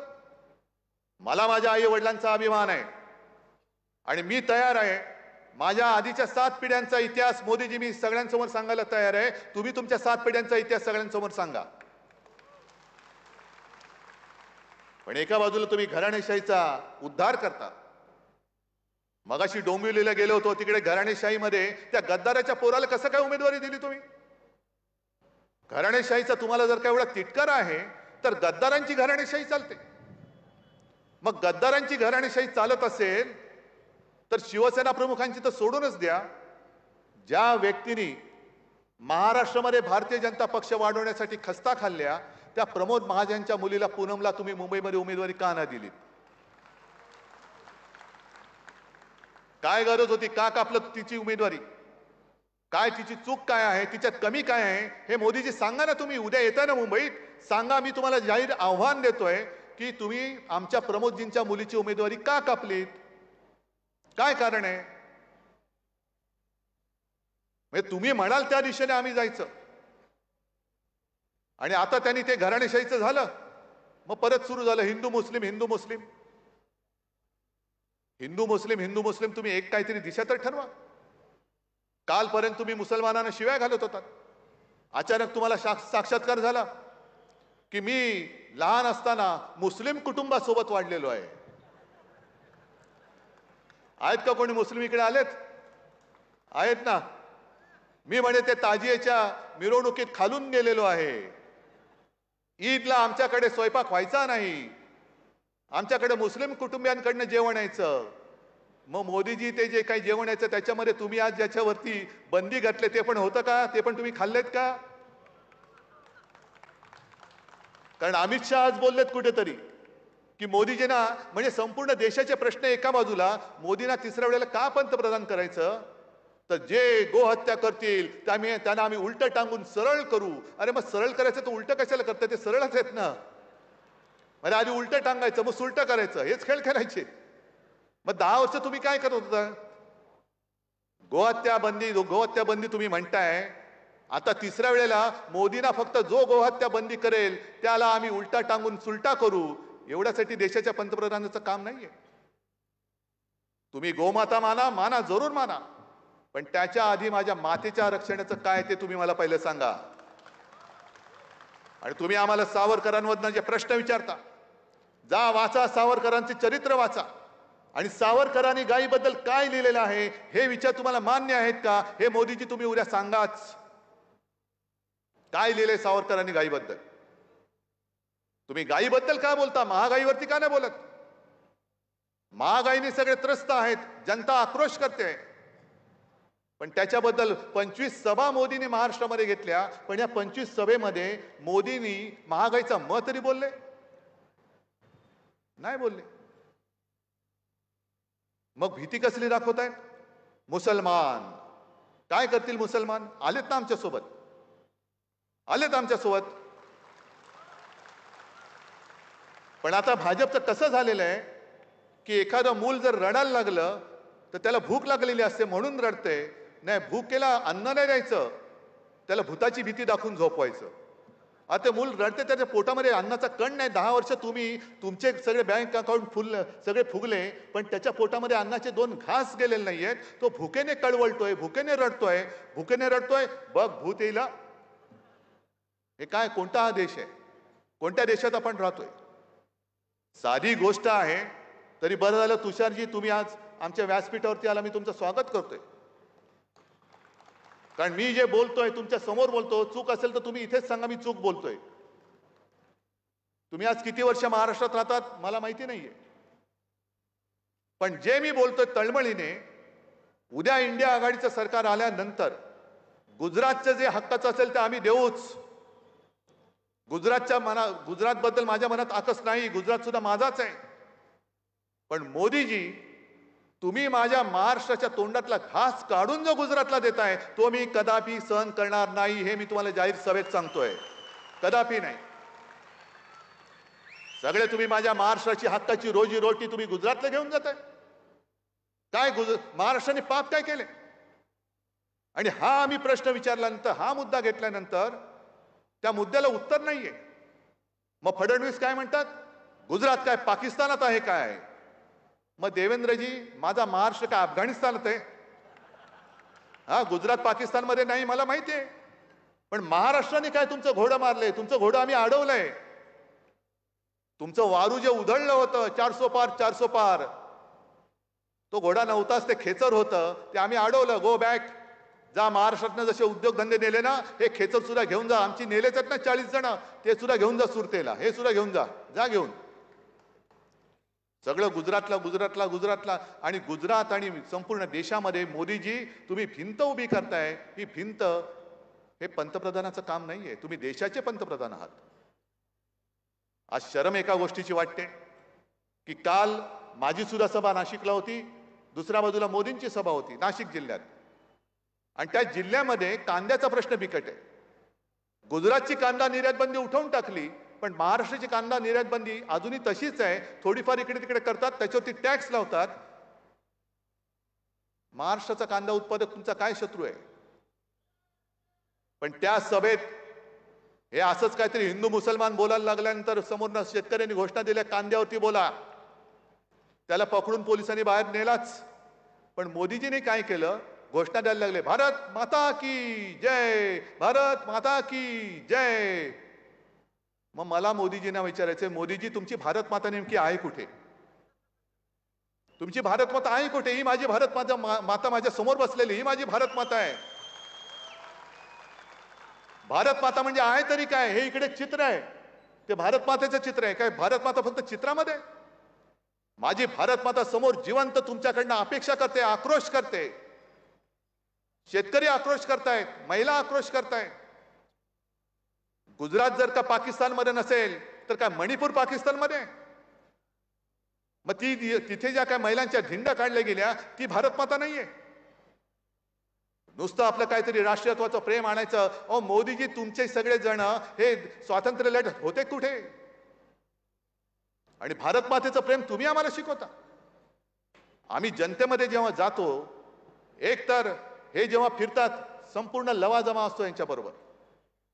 आपले शिवसेना प्रमुख जे बोलायचे की निवडणूक आल्यानंतर कोणी पंतप्रधान असता कामा त्यांनी राजीनामा दिला पाहिजे आणि देशात राष्ट्रपती राजवट लागली पाहिजे. कारण तुम्ही पंतप्रधान म्हणून फिरणार, तुम्ही देशाचे पंतप्रधान तुमच्या पक्षाचा प्रचार करणार. मग इकडे येऊन तुम्ही गद्दाराचा प्रचार करणार असाल तर माझ्या राजांचा प्रचार का नाही करायला? तुम्ही देशाच्या आत्ता गेल्या वेळेला राजांनी सुद्धा तुम्हाला पाठिंबा दिला होता. पण तुम्ही सगळा लवाजमा म्हणजे येतील, विमानाने आले तर एअरफील्ड बंद, रस्त्याने जाणार तो रस्ता बंद. काल कल्याणमध्ये होते, कल्याणमध्ये अघोषित बंद. त्याच्याहून जास्त लज्जास्पद गोष्ट, काल मुंबईमध्ये त्यांचा जो रोड शो झाला, त्या रोड शो मध्ये त्याच्या 2 दिवस आधी ती जी दुर्घटना घडली होती, जे मोठं होर्डिंग पडलं होतं, त्याच्या खाली अजूनही माणसं अडकलेत असं म्हणतात. बचाव कार्य अजूनही सुरू आहे. त्याच भागामध्ये थोडेसे 2 गल्ल्या सोडून मोदीजी तुम्ही कसला तमाशा केलात? कोणाला तुम्ही शो केलात? कसला शो केला? तुमच्या अहंकाराचा शो केला?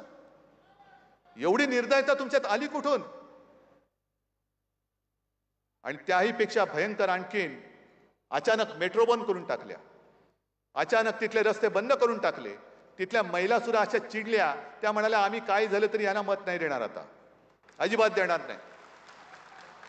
अनेक महिला ज्या घरी निघाल्या त्या घरी त्यांची बाळं वाट बघत होती. ते म्हणाले आम्ही करू काय, आमचे सगळे जाण्याचे मार्गच बंद केले, ह्यांना बघून आम्ही करू काय, टीव्हीवरती दिसतात ना. काय फरक काय पडतोय, टीव्हीवरती बघितले काय आणि समोर बघितले काय, फरक काय पडतोय. पण तुम्ही लोकांची कदर करत नाही. भारत माता की जय यावं, हीच तर भारत माता आहे, हीच माझी भारत माता आहे. भारत माता देश म्हणजे देशातली माणसं आहेत, देशातले दगडधोंडे म्हणजे देश नव्हे. आणि जेव्हा जेव्हा तुम्ही महाराष्ट्रामध्ये येताय, एक तर रामाचा जप करता, कारण तुम्हाला पराभवाचं भूत समोर दिसायला लागलं. राम राम राम राम राम राम तरी करतात, जप करतो. आता यांना ज्याच्याकडनं पराभव होणार त्याची भीती वाटते, म्हणून ते उद्धव ठाकरेचा जप करतायत. सगळीकडे जातील तिकडे नकली सेना, नकली सेना, नकली संतान. बोला, तुमचे 4 दिवस आता राहिलेले आहेत, 4च दिवस राहिलेत. त्याच्यानंतर 4 जून नंतर मोदी पंतप्रधान नसतील, हे आज लिहून ठेवा, आज लिहून ठेवा. आणि त्यांना मी दोष देत नाही, त्यांचं जे असं तळ्यात मळ्यात मग कोणाच्या तरी गळ्यात असं जे काय चालतं, हा त्यांना दोष देता येणार नाही. मी आज टोमणा नाही मारत आहे, खरं सांगतोय. कारण आपण 2 दिवस नाही झोपलं तर किती मनावरती ताण येतो, येतो ना, येतो की नाही येत. डोळे चुरचुरायला लागतात, मन असं बधीर होतं, बुद्धी थोडीशी इकडे तिकडे हलते. हे तर 10 वर्ष नाही झोपलेले. आता 10 वर्ष झोपले नाहीत तर मेंदूला शीण आला असेल की नसेल. बरं, पंचायत अशी झाले की आता पातंजलीचं तेल पण लावता येत नाही, कारण त्याच्यावरती कोर्टाने बंदी आणलेली आहे. मग अमिताभ बच्चन जे वापरतात थंडा थंडा कूल कूल, ते थोडं भाजपाला थोडंसं त्यांच्या टाळूवरती घाला आणि थोडा आराम द्या.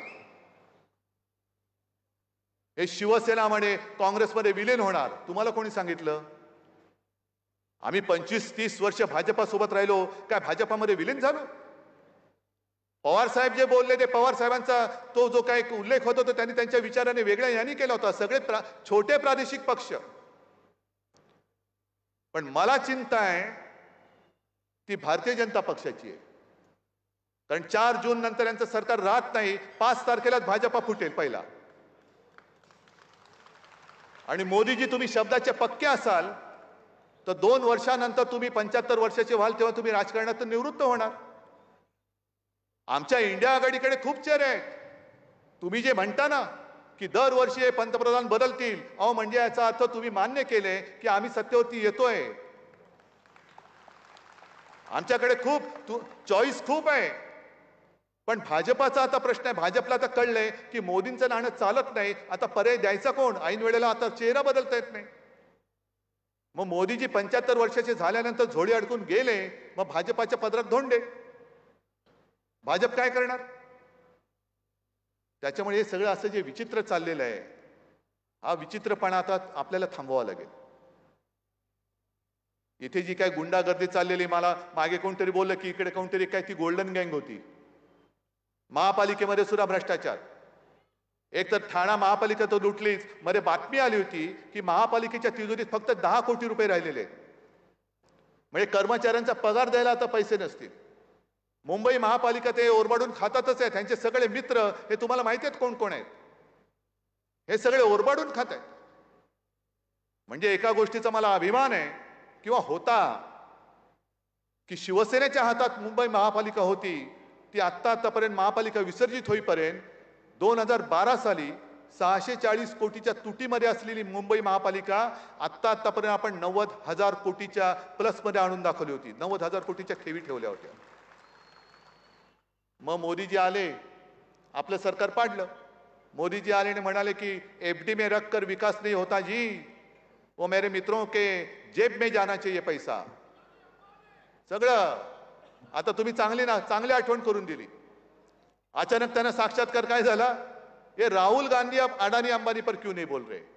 बताओ कितना ट्रक भर के, कितने टेम्पो भर के माल आपके पास उठाया आपने? अहो मोदी जी, काही वर्षांपूर्वी तुम्ही नोटबंदी केली होती. कशासाठी केली होती? काळं धन नष्ट करायला. आणि आता तुम्ही पंतप्रधान आहात, तुमचे ईडी, इन्कम टॅक्स, सीबीआय सगळे तुम्ही आमच्या शिवसैनिकाच्या मागे लावतात, त्या मडवीला तुरुंगामध्ये टाकता. आज सुद्धा माझ्या सैनिकांना नोटीस येते, येत्या काही दिवसात म्हणजे काल, आज आणि उद्यामध्ये अशी मला माहिती आहे की कदाचित चांगल्या कार्यकर्त्यांना अटका करतील. पोलिसांना सांगतो तुम्ही करून दाखवा, तुम्ही करून दाखवा. दिवस सगळ्यांचे सारखे नसतात. आज शेवटचा दिवस त्यांच्या सत्तेचा असेल, उद्याचा दिवस आमचा आहे, उद्याचा दिवस आमचा आहे. पण सगळ्या यंत्रणा तुमच्याकडे आहेत, तरी मोदी जी टेम्पो भर भर के माल कैसे जा रहा है आपको पता नहीं. आणि जर टेम्पो भरभरून काळा पैसा तिकडे जात असेल तर मग नोटबंदी तुम्ही केली, ती फसली, त्याची कबुली आहे की नाही हे तुम्ही सांगा सगळ्या जनतेला. मग तुमची प्रत्येक पावलं चुकतायत. एक तर आता तुम्ही म्हणताय, जसं देवेंद्र फडणवीस म्हणाले की उद्धव ठाकरेंच्या सभेत पाकिस्तानचा झेंडा होता. अरे मी कुठे पाहिला पाकिस्तानचा झेंडा? तुम्हाला कसा कळला? मी थोडीच गेलो होतो नवाज शरीफचा केक खायला, तुमचे नेते गेले होते. आता त्यांनी तिकडनं पाकिस्तानचा झेंडा आणला म्हणून देवेंद्र तुम्हाला माहिती असेल, मला माहित नाही पाकिस्तानचा झेंडा कसा दिसतो. पण तुम्ही आता हे सगळं विचित्र पद्धतीने नेऊ इच्छिताय. प्रश्न तसेच राहिलेले आहेत. आज सुद्धा सोशल मीडियावरती मोदीजींच्या जुन्या क्लिप्स आहेत ना, उपलब्ध आहेत की मतदानाच्या दिवशी मतदान करायला निघताना गॅस सिलेंडरला नमस्कार करून निघा. कारण तेव्हा गॅस सिलेंडरचा भाव होता 400, म्हणून त्यांना आता पाहिजे तो 400 गॅस सिलेंडरचा. आता किती झाला? 1000च्या वर. मग तुम्ही एक तरी गोष्ट अशी सांगा की जी लोकांना समाधान देणारी आहे. परदेशामध्ये काळं धन होतं ते तुम्ही आणून लोकांच्या खात्यात 10-15 लाख तो ऐसे ही दे देंगे. आले कोणाच्या खात्यामध्ये? कोणाच्याच खात्यात नाही. पण भाजपच्या खात्यात किती आले? जे काँग्रेसने 70 वर्षात नाही केलं ते आम्ही करून दाखवलं. बरोबर आहे, मोदीजी बरोबर बोलताय. कारण 70 वर्षात काँग्रेसला जमलं नव्हतं ते तुम्ही 2-2.5 वर्षामध्ये निवडणूक रोख्यांच्या माध्यमातून करून दाखवलं. काँग्रेसच्या खात्यामध्ये 500-600 कोटी आणि तुमच्या खात्यात 10,000 कोटी. कोणी लुटला देशाला? कोणी लुटला? आज सुद्धा राजनजी तुम्ही बसला तिकडे आहे, म्हणजे राजन आपले विचार वेगळे, आपले राजन राजे, तुम्ही कामगारांचे प्रश्न हाताळता. मला सांगा हो, प्रत्येक वेळेला हे कंत्राटीचं घोडे केव्हापासून सुरू झालं? युनियनच करायच्या नाहीत, कंत्राटी पद्धत. अग्निवीरची योजना सुद्धा 4 वर्षासाठी. म्हणजे कंत्राटीचा अर्थ असा की तुम्ही किती चांगलं काम करा पण तुमच्या मालकाच्या मर्जीवरती तुमचं काम उद्याचं अवलंबून असेल. काय करायचं तरुणांनी? कसं भविष्य घडणार? आज मोदी आणि अमित शहा तिसऱ्या वेळेला एक्सटेन्शन मागतायत. 5 वर्षाचं तुम्हाला कॉन्ट्रॅक्ट दिलं होतं देश चालवायचं, आणखीन दयाबुद्धी म्हणून 10 वर्ष केलं, नाही चालू शकला देश. आता पुढची 5 वर्ष का मागताय? कंत्राटी पद्धतीने तुम्हाला दिलं होतं. या 4 तारखेला आम्ही हे कंत्राट रद्द करत आहोत. आम्ही हे कंत्राट रद्द करतोय. सगळे जे काही कामगार कायदे तुम्ही आणू इच्छित होतात आणि काही आणले, हे सगळे उद्योगपतींना धार्जिणे कायदे. कामगारांचं हित काय? मला त्याही वेळेला हे सांगायचे की उद्धवजी, आपल्या देशामध्ये फक्त 7% कामगार हा ऑर्गनाइज्ड आहे, बरोबर ना? 7%. मग या 60%चं प्रतिनिधित्व कोण करतं? म्हणजे 93% कामगार हा असंघटित आहे. मग आपल्या देशाचा औद्योगिक चेहरा हा माझा शेतमजूर का नाही होत? का होतात अंबानी आणि अदानी, हे टाटा बिर्ला हे का होतात? हे 60% वाले. आणि मग साधा शेतकरी आला तर तुम्ही त्याला दिल्लीमध्ये प्रवेश बंद करता. हमी भाव देणार तुम्हीच बोलला होतात, आणि तो हमी भाव कधी देणार अजून मिळत का नाही हे विचारायला जेव्हा माझा शेतकरी उत्तरेतला हा दिल्लीकडे निघाला स्वतःच्या राजधानीमध्ये, तेव्हा जणू काही चीन येतोय अशा पद्धतीने त्याच्या मार्गामध्ये कुंपणं टाकली गेली, काटेरी तारा टाकल्या गेल्या, खिळे टाकले गेले. कमी पडते की काय म्हणून वरनं ड्रोनवरनं अश्रुधुराचे गोळे त्याच्यावर मारले. आणि ते जे पोलीस उभे केले होते, सैनिक उभे केले होते, ही सुद्धा शेतकऱ्यांचीच मुलं होती.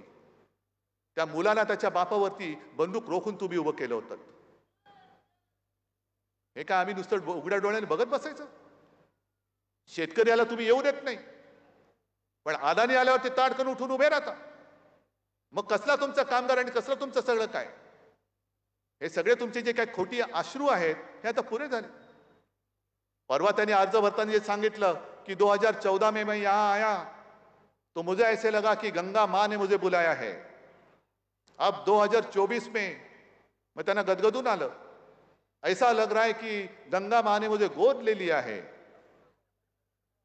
अच्छी बात है, आप नर्मदा मां को भूल गए, अभी गंगा मां को अपना लिया आपने. पर बीच में मोदी जी कोरोना के समय में गंगा में जो लाशें बह रही थी, तब गंगा के आंसू पूछने के लिए आप क्यों नहीं गए थे? तुम्ही आमच्यावरती जेव्हा टीका करता, कोरोनावर भ्रष्टाचार केला, खिचडीचा घोटाळा, अहो ज्या प्रज्वल रेवण्णा बलात्काराच्या प्रचारासाठी मोदीजी तुम्ही कर्नाटकात गेला होता, त्या कर्नाटकामधलाच तो यत्नाल म्हणून आहे, बसवगौडा यत्नाल यांचा आमदार, त्यांनी जाहीर आव्हान दिलं होतं भाजपला की मला नोटीस पाठवाच, मी भारतीय जनता पक्षाचा 40,000 कोटीचा कोरोना काळातला घोटाळा बाहेर काढल्याशिवाय राहणार नाही. काय केलं तुम्ही त्या बसवगौडाचं काही यत्नाळचं? तो म्हणाला की सरकार आमचं होतं, पण घोटाळाच आहे. कोरोनासाठी जे हॉस्पिटलमध्ये ऍडमिट झाले होते त्यांना लाखो रुपयाची बिलं दिली गेली आणि ह्या 40,000 कोटीपेक्षा जास्त घोटाळा हा भाजपच्या सरकारने कर्नाटकात केला. मग तुम्ही आमच्यावरती बोटं दाखवता, खिचडी खाल्ली. माझ्या महाराष्ट्रामध्ये सर्वांच्या सहकार्याने एकाही मृतदेहाची विटंबना आम्ही होऊ दिली नव्हती, हे मोदीजी लक्षात घ्या. तो राज कपूरचा पिक्चर होता ना, राम तेरी गंगा मैली, ते तुम्ही केलीत. गंगा मैली मोदीजी आपने की है. तुम्ही गंगेचा अपमान तुम्ही केलेला आहात, त्या मृतदेहाची विटंबना तुम्ही केलेली आहे. आणि लोकांना कशाला मग तुमच्या अर्ज भरताना गंगा जमुना या डोळ्यातनं काय येत आहेत? ही सगळी थापेबाजी आहे, हे सगळे जुमलेबाजी आहे. आणि म्हणून तुम्हाला सांगतो की आता देशाला एका व्यक्तीच्या हातामध्ये सरकार देणं आपल्याला परवडणार नाही. अहो तुम्ही आम्हाला घराणेशाहीवरनं बोलता. आज बरं झालं सुप्रिया तू पण इकडे आहेस. मला सांगतात मला आदित्यला मुख्यमंत्री करायचंय, पवार साहेबांना सुप्रियाला मुख्यमंत्री करायचंय. अरे मुलांना आमच्या करायचं की नाही आमची माणसं ठरवतील ना. पण निदान आम्ही आमच्या जर लढत असलो तर निदान आम्ही आमच्या मुलांसाठी लढतोय. मोदीजी तुम्ही किती वेळा बोहल्यावरती चढताय? 14 वेळा मुंडावल्या, 19ला मुंडावल्या, पुन्हा एकदा मुंडावल्या, 29ला सुद्धा गुडघ्याला बाशिंग बांधून तयारच आहेत. मग द्या ना पुढच्या पिढीच्या हातामध्ये, कधी तुम्ही देश देणार आहात? मग ही जी काही एकाधिकारशाही आहे, या एकाधिकारशाहीला गाडून टाकण्यासाठी यावेळेला इंडिया आघाडीचं संमिश्र सरकार आपल्याला देशाला पाहिजे. केलं होतं ना, अटलजींनी सुद्धा चांगलं काम केलं होतं. तेव्हाही सगळे ममता जयललिता सगळे सोबत होते.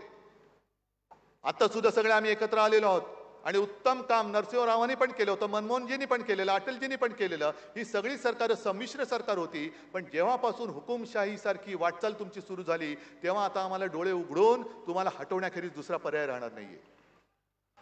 आणि म्हणून शेवटी एकच विनंती आहे, जी आता लढाई होणार आहे ते गद्दार आणि निष्ठावंतामध्ये होणार आहे. शिवसेना ही आपलीच आहे, राजन पण आपलाच आहे, फक्त निशाणी बदललेली आहे. निशाणी काय आहे?